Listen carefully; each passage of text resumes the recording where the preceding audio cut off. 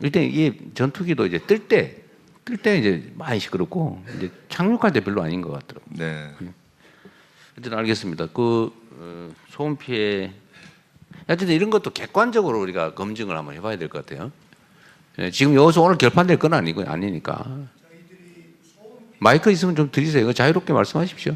중요한 일이니까. 저희들이 소음 피해와 관련해서는 하도 광주가 당해보니까 그런 피해를 무한했다 또 고통을 줄 수 없다라는 생각하에 항로 문제라든가 여러 가지를 볼 때 민가는 없는, 물론 축사는 많습니다.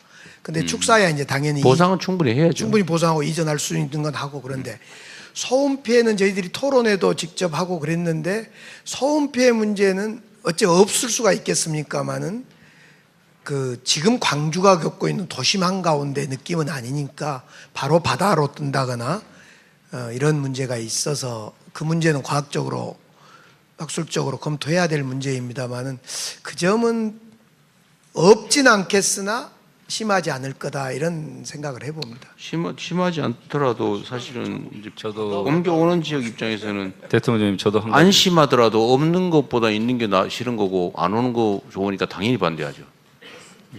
그런 것도 예를 들면 이제 무한 군수님이 들으시면 섭섭할 수 있어요. 거의 없을 거다. 있다는 얘기거든. 있다는 걸 부정하지 않습니다. 어쨌든 말씀하십시오. 예. 저한테 자꾸 이제 광주 편만 든다 하니까 정말 말하기가 어려워요.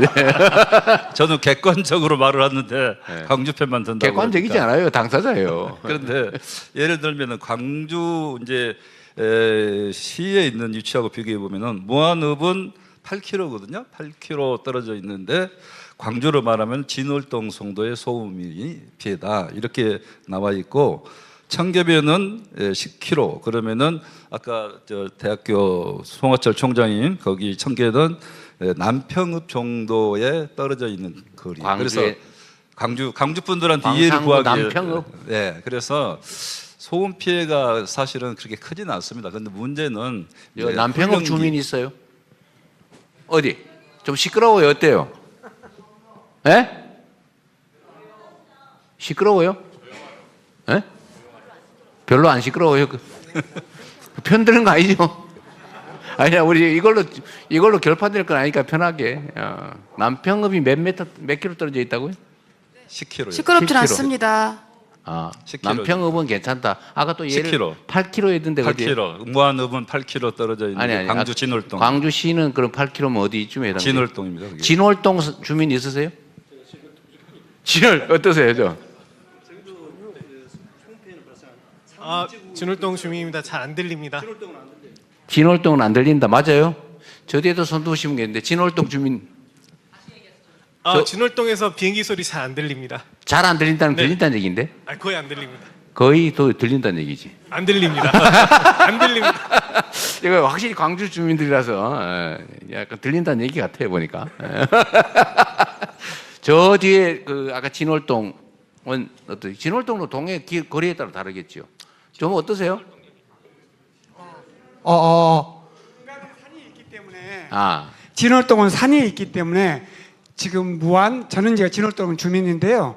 그걸 산술적으로 기जान으로 계산하거나 하면 안 그런 건 안 된다. 맞습니다. 산이 있기 때문에. 산이 있기 때문에 그게 커버가 될 수 있는 부분이 있어서 양심적으로 말씀드리면 그거는 비교가 안 된다. 이렇게 말씀드린 게 맞을 것 같습니다. 객관적이시네요. 제가 생각할 때는 이제 이런 부분이 있어서 서로 그 지형에 따라 다를 수도 있고 여러 가지 그렇죠. 있잖아요. 그래서 그런데 한번 객관적으로 우리 무안하고 우리 광주시 같이 참여, 국방부도 같이 참여해서 비슷한 여건에 있는 지역들, 예를 들면 광주 공항도 있지만은 다른 군공항이 있는 지역들, 가서 실제가 재보면 돼요. 한번 재보고 전투기 중에 제일 시끄러운 체험을 거, 해보고 제일 시끄러운 기준 이렇게 해서 재보면 되죠. 객관적으로 이것을 좀 이렇게 말할 수 있도록 나중에 했으면 좋겠다. 그러니까 이런 것도 다 불신의 원인인데 사실은 이제 객관적 데이터라도 피해 예상 지역 주민들은 안 믿는 거거든요.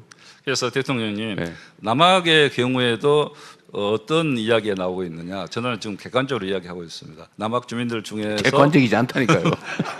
남학에도 소음 피해가 있어서 아파트 가격이 떨어진다 이렇게 이야기하고 있기 때문에 이제 이런 부분이 상당히 반대에 여러 가지 그 빌미가 되고 네. 있는데 저는 이런 부분은 객관성에 의해서는 우리가 검증해 볼 필요가 있다. 그렇죠. 예. 네, 이렇게 생각하는 거죠. 그러니까 그런 것들은 사실은 그런 장난 같은 얘기들이 있는데 서울역 동그랗게 되는 그 돔 있잖아요. 돔 중간에 무슨 그림이 있는지 아세요? 태극기다, 무궁화다. 어떤 거 맞습니까? 모르죠? 근데 그거 가지고 맨날 싸운대. 태극기다, 무궁화다. 진짜 뭔가요? 아무도 모르지. 가서 보지 않은 사람은. 가보면 돼요. 그건 논쟁할 필요 없이 그런 거는. 자, 많이 정리가 된 것 같아요.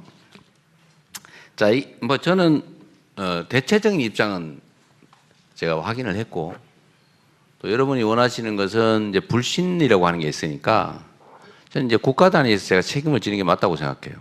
그래서 정부에서 이걸 주관을 좀 하도록 하겠습니다. 아까 전남에서 제안해 주신 대로, 그러니까 전남, 광주, 당사자인 무안, 그리고 국방부, 아까 기재부가 해야 된다 그랬어요? 재정 지원 문제 때문에 제가 지원한다고 했으니까 해야 되겠지요. 그럼 기재부까지 해서 그 대통령실에서 TF팀을 만들고요.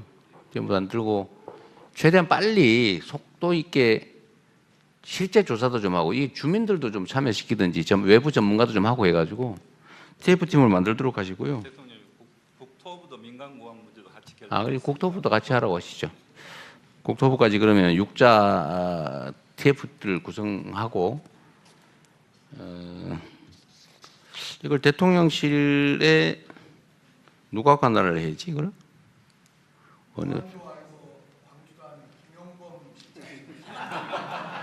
김용범 실장 저기는 경제 쪽 담당이라 되게 바쁠 텐데. 어쨌든 그 나중에 안보실도 잘 안 어울리는데.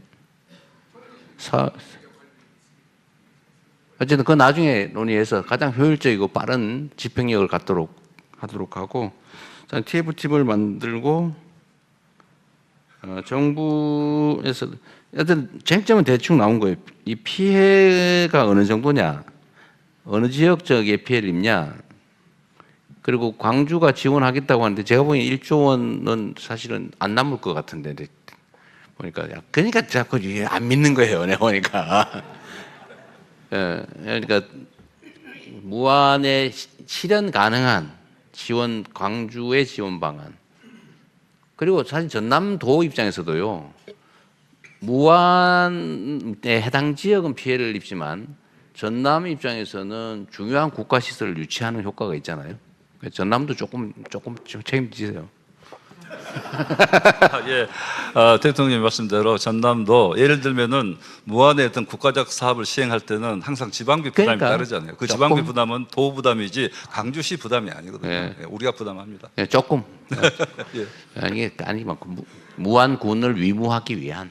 예, 그 뭐 문제 해결이 된다 하면은 과감히 저도 네. 부담하겠습니다. 그러니까 전남도 하고 정부도 어쨌든 제가 재정 지원이 가능하게 하는 법은 제가 만든 거예요. 제가 이게 대구 공항 문제도 있고 이게 도저히 해결이 안 될 것 같아서 정부가 지원을 좀 해야 좀 가능성이 열리겠더라고요. 그래서 제가 지시해서 만든 입법인데 어쨌든 정부가 재정 부담을 일부 하는 것도 넣어서 그걸 하고요. 그다음 담보 방법을 잘 만들어야 될 것 같아요. 이제 못 믿거든요. 그리고 정부 당국자 입장이 바뀌면 또 제가 또 마음이 변할지도 모르잖아요. 이제 이렇게 하면 안 되니까 SPC 구성할 때 그 우선 처분 이익 취득권을 무안군이 갖는 걸로 이렇게 하면 되죠. 원래 그렇게 하는 거예요. 이걸 제가 SPC 전문이잖아요. 대장동. 내가 뭘 해먹는 전문이 아니고. 예? 그래서 거기는 처분 권한을 그쪽이 우선권을 갖는 걸로 뭐 이런 식으로 설계하면 돼요. 그렇게 하고 최대한 속도를 좀 내서 시행하는 걸로 그렇게 합시다. 일단 요거까지 오늘 요 문제는 요렇게까지 정리하고 넘어가죠.